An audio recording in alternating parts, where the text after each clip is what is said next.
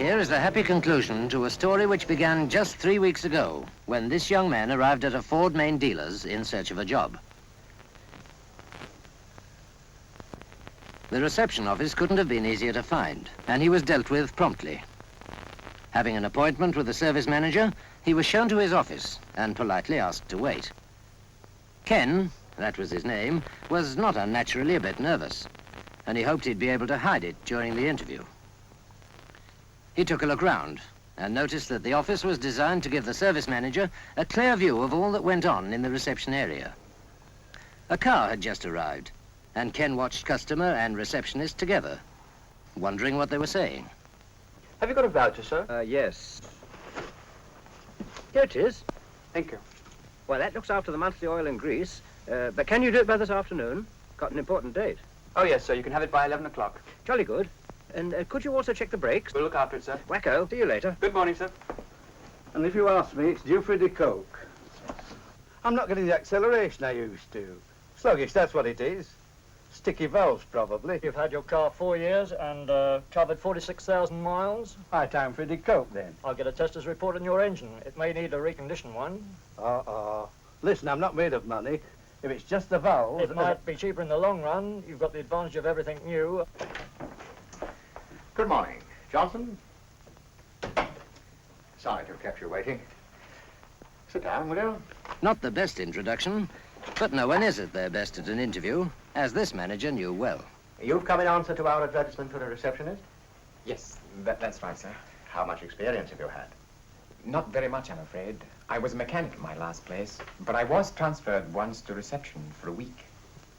We had to move here for family reasons. Have you ever taken a Ford mechanics course at Dagenham? Yes, but it was a long time ago. Ah, good. But why change to receptionist? Well, I've always wanted to get on to the administrative side. So you want to become a service manager? And you think being a receptionist would be a step in the right direction? Well, yes, sir. In spite of Ken's nervousness, the service manager had faith in him and gave him the job. Then began a period of training under the senior receptionist. Until recently, there was no other way to train a new man. The trouble was that a good receptionist was not necessarily a good teacher. After 20 years, for example, this man knew the standard repair charges off by heart. Ken would have to learn them himself in due course. Meanwhile, it was comforting to know that the official price lists were printed for each model and could always be looked up. In contrast, the service manager, Mr. Goddard, went out of his way to put Ken at ease and insisted on showing him round the place himself. Both in the repair shop and for pre-delivery inspection, all cars were neatly separated between white lines. Mr. Goddard explained how this system saved space by using the available floor efficiently, and still gave the mechanics plenty of room to work.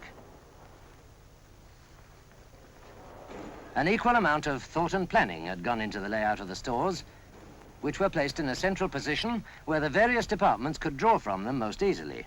Every conceivable spare part for every Ford model was stocked, and in such a way that even the most obscure component could be found and drawn in a few seconds.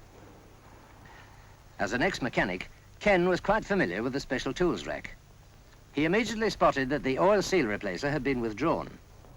This special tool is designed to do one job and one job only, and it can be applied to every Consul and Zephyr in the country. But the most spectacular tool of all was the diagnosis test set. With it, you can check a couple of dozen different operations on one engine.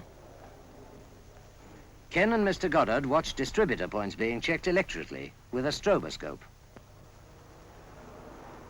Customers rarely have a chance of seeing this amazing instrument, which is made specifically for Ford, although here they were quite familiar with hydraulic lifts, which were placed near the reception area. Even then, they didn't always realize that a Ford lubrication always included an inspection for lurking faults. Broken springs, for example. So the tour went on, and even if Ken was only able to get a glimpse of the many individual departments, he was able, possibly for the first time, to see the dealer organization in which he worked in its true perspective. In his new job as receptionist, he might be called on to deal with any department, as well as being a representative of his firm to the general public. But Ken still had an enormous amount to learn the hard way. And while the senior receptionist was later explaining how the progress of every car is known and recorded, they were interrupted by the arrival of a customer. As there's nothing like practical experience, Ken was asked to deal with her. Oh, good morning. I've brought my car in because it's got a noise and it's inside. In the engine, madam. Ken made the mistake of jumping to conclusions, which is always wrong, especially with this sort of customer. A fault in the engine was right up his street. He'd show 'em. But in trying to impress the customer and the senior receptionist, he managed to make almost every mistake in the book.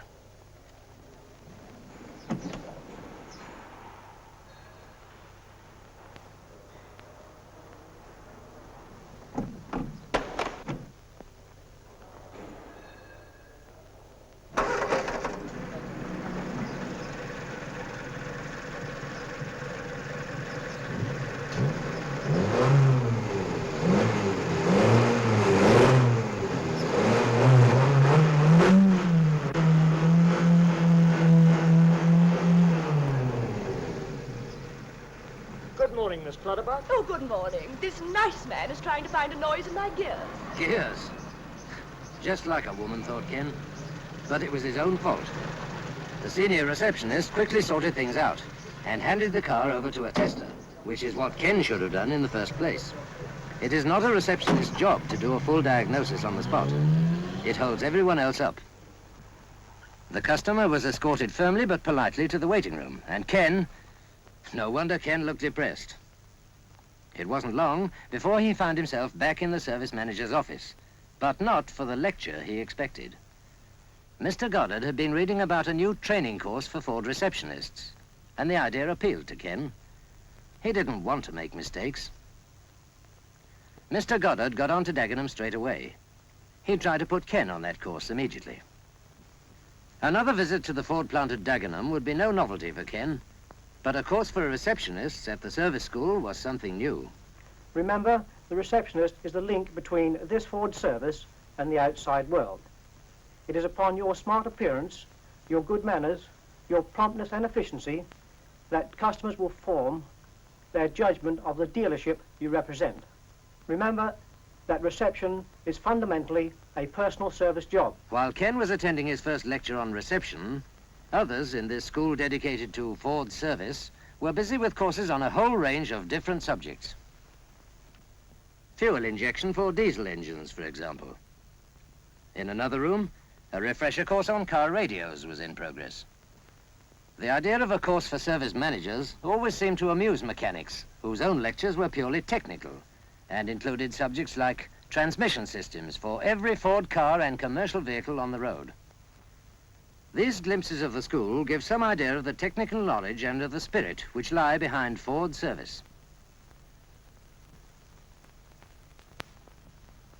But the new course for receptionists was a course with a difference. The school had never seen anything like this before. A car drives up with a trainee receptionist playing the part of customer, and Ken had to receive him. Lucky this was only the school's car. He had placed his repair order form with its large metal clip on the bonnet, with the risk of scratching the paintwork. But Ken was keen to learn and made good progress, and so it wasn't long before he was back at his old job full of confidence. The senior receptionist immediately recognized the first car to arrive, and although he sensed trouble, he thought he'd test Ken and see just what the course had done for him. Little did Ken realize that his first customer was going to be quite a test.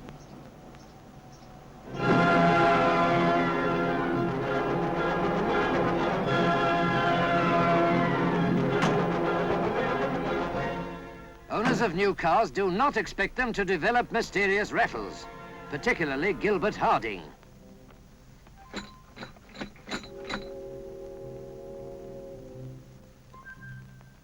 Those'll make a rattling good story.